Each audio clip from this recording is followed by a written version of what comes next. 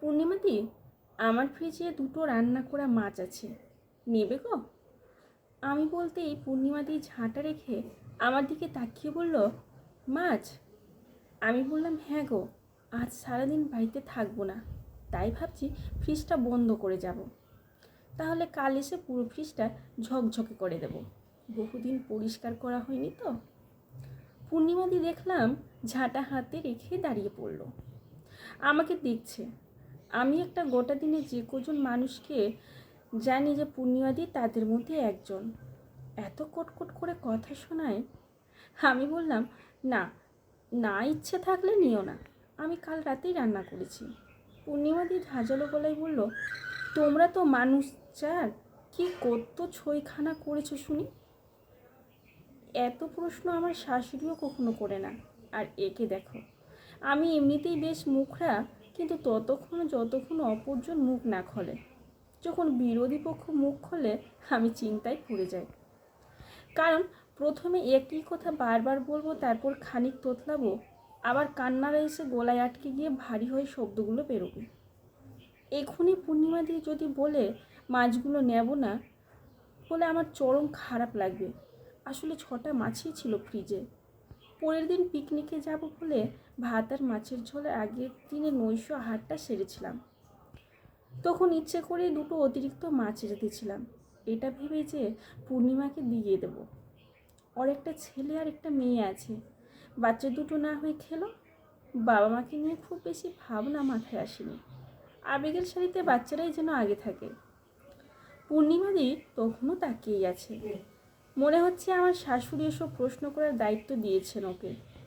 বললাম, ওই যে বললাম কাল ফ্রিজ পরিষ্কার করব, তাই কাঁচা মাছ আর ফেলে রাখিনি, সে তোমার না নিতে হলে নিও না। পূর্ণিমাদি দেখলাম আবার নিচু হয়ে ঝাঁটার খেলা দেখাতে লেগে গেল। অসাধারণ খেলে পূর্ণিমাদি এই খেলাটা। ঝাঁটা দিয়ে একবার উত্তর, একবার দক্ষিণ, একবার পূর্ব, আর একবার পশ্চিম, ব্যাস পুরো ঘর হয়ে গেল। আমার নিরীহ শাশুড়িও যেন কেমন প্রতিবাদী হয়ে যায় ওর এই ঝাঁটার খেলায়। পূর্ণিমাদি, ওদিকটায় ধুলো আছে তো। শাশুড়ি স্নানে গেছে তাই অগত্যা আমি বললাম, সম্ভব না মুনমুন, তোমরা হঠাৎ এত সকালে কাজে আসতে বললে, আমার অন্য বাড়িগুলো তো বসে আছে নাকি, এরকমই হবে। পূর্ণিমাদি না দাঁড়িয়েই বলল, কথার যুক্তি আছে, কোনোভাবেই ফেলা যাবে না। তাই চুপ করে গেলাম। বরাবরই দাপুটেই পূর্ণিমাদি, শুধু নিজের মতো সংসারটাই গুছিয়ে রাখে। মায়ের মতো করে বকাবকি করতে করতে আমার অগোছালো আলমারিটা গুছিয়ে দেই। শাশুড়ি আর মিঠির যত্ন নেই, তাই কিচ্ছু বলতে পারি না। আর হয়তো এই জন্যই দুটো মাছ অতিরিক্ত রেঁধে রেখেছিলাম কাল। ঋণের 1% শোধ, আর কি। কি গো হলো তোমাদের? দীপঙ্কর বলতেই আমি বললাম, এই তো পূর্ণিমাদি মায়ের ঘর মুছছে, আমার ঘর মুছলেই হয়ে যাবে। আমি বলতে পারিনি, পূর্ণিমাদি বালতি নিয়ে হাজির। বলল, সরো সরো দীপঙ্কর, তাড়াতাড়ি করতে দাও তো, কাকিমার ঘর মোছা হয়ে গেছে, এটা মুছলেই হয়ে যাবে। আমি অবাক হয়ে বললাম, হয়ে গেল? পূর্ণিমাদি বলল, তা হবে না। আমি বললাম, 1 মিনিট হয়েছে তো, ওই ঘর গেছো। পূর্ণিমাদি ততক্ষণে কাপড়ের খেলা দেখাতে শুরু করে দিয়েছে, আর সেই খেলার ফাঁকি বলল, 1 মিনিটে কতগুলো সেকেন্ড আছে জানো? 60টা। সত্যি তো, 60টা সেকেন্ড কম। মনে পড়লো ইতিহাস পরীক্ষায় 1 মিনিটে লিখবো বলে সবচেয়ে কম জনা 10 নম্বরের প্রশ্নটাই রাখা থাকতো, যেটা সম্পর্কে 1 পাতাও লিখতে পারবো না। ওইটুকুই লিখবো আর দিদি এসে খাতা টেনে নেবেন। মনের সান্ত্বনা যে সময়ের অভাবেই লিখতে পারিনি, কিন্তু লিখতে গিয়ে দেখলাম বড় বড় হাতের লেখা করে ইনিয়ে বিনিয়ে প্রায় 2 পাতা লিখে ফেলেছি, তাও কেউ খাতা টেনে নেয়নি। মানে 1 মিনিট তখনও শেষ হয়নি। এমনই মাহাত্ম্য এই 1 মিনিটের। আমি ভেবাচাকা খেয়ে গেছি, বুঝেছি দীপঙ্কর, তাই আমাকে ডেকে বলল, মিঠিকে নিয়ে নিচে যাচ্ছি, তোমরা আসো। দীপঙ্কর আর মিঠি বেরোতেই পূর্ণিমা দিয়েও বালতি ধুতে গেল। সব কাজ শেষ।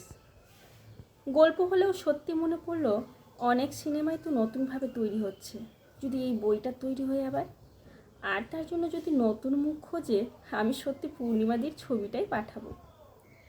অমনি ছয় ছোট্ট গট্টা গট্টা, শুধু রবি ঘোষ ছেলে আর শান্ত স্বভাবের আর পূর্ণিমাদির খড়খড়ে। কই কি মাছ আছে, দাও তাড়াতাড়ি। ভাবনাটা শেষ করার আগেই পূর্ণিমাদি বলল। মাছটা নেবে শুনে শান্তি পেলাম আমি।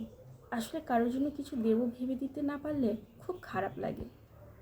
আমি তাড়াতাড়ি একটা টিফিন বাক্স এনে তাতে ঢেলে দিলাম ফ্রিজ থেকে বের করে আনা রুই মাছের পিস দুটো। বললাম, বাচ্চা দুটোকে দিয়ে দিও। পূর্ণিমাদি ঝড়ের বেগে এসে আমার হাত থেকে ফাঁকা হয়ে যাওয়া বাসনটা নিয়ে মাজতে শুরু করলো।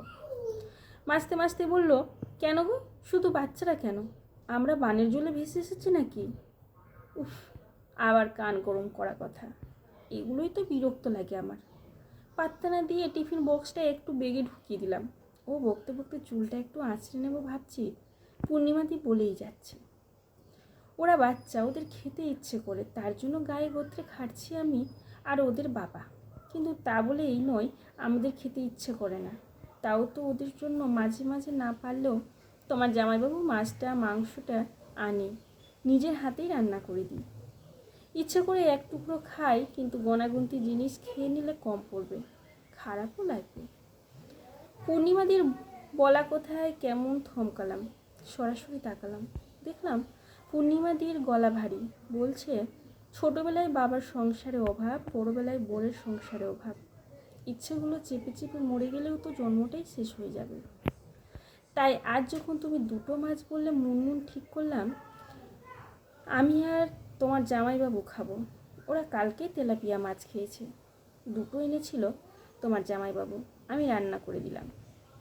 বাচ্চাগুলোকে দেখো, কখনো বলে না মা তোমারটাও একটা খাই, আমারটাও একটা ভাগ করে খাই। উল্টে দেখবে ওদের চাহিদা বেড়েই যাচ্ছে, না দিলেই মুখটা ভার। ওদের দোষ দিই না মুনমুন, বিশ্বাস করো ওদের কোনো দোষ নয়। ওরা ছোট থেকেই দেখে এসেছে যেটুকু ভালো সবটাই ওদের জন্য। মা বাবা খেলো কি খেলো না কিচ্ছু যায় আসে না। খুব দুঃখ পেয়েছে পূর্ণিমাদি, বুঝলাম। আমি বললাম, আচ্ছা আমার রান্না করা মাছ তোমরা দুজনেই খেও, জানিও কেমন হলো। পূর্ণিমাদি বলল, আমরা তো বাবা মা, পারবো না, একটা মাছ ওদের ভাগ করে দেব, আরেকটা আমরা দুজন। বলেই চলে গেল পূর্ণিমাদি। মনে পড়লো গত পরশু এক প্যাকেট মোমো দিয়েছিল অফিস থেকে, খুলে দেখলাম একদম মাথা পিছু মোমো। মিঠির পর দুটো খেয়ে নিল। আমাদেরও মনে হলো থাক, ও ভালো খায় যখন খাক তো। কিন্তু আজ মনে হলো কম্প্রোমাইজ শেয়ারিং এগুলো বাড়ি থেকেই শুরু হয়। বাচ্চা তো সেটাই শিখবে যেটা বাড়িতে দেখবে।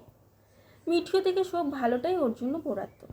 সেদিন থেকে একটু বদল শুরু করেছিলাম, কেউ কম না, ভালোটা সবাই সমান ভাগ করে নেব।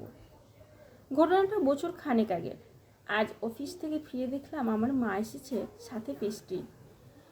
মিঠির আবার ভালো খাবারের তর্স হয় না, তাড়াতাড়ি প্লেট সাজিয়ে এনে ঠাম্মি ডিম্মা মাকে দিয়ে নিজে এসে বসলো। এক কামড় মুখে দিয়ে বলল, দারুণ ইয়াম্মি, বাবারটাও রাখা আছে। আমার মা বলল, আমি কেক ভালো খাই না, মিঠি তুমি খেয়ে নাও এটা। মিঠি বলল, আমি ভালো খাই বলে দিচ্ছ তুমি, আমি জানি। মা বলে দাও শেয়ারিং ইস, আমি বললাম ক্যারিং।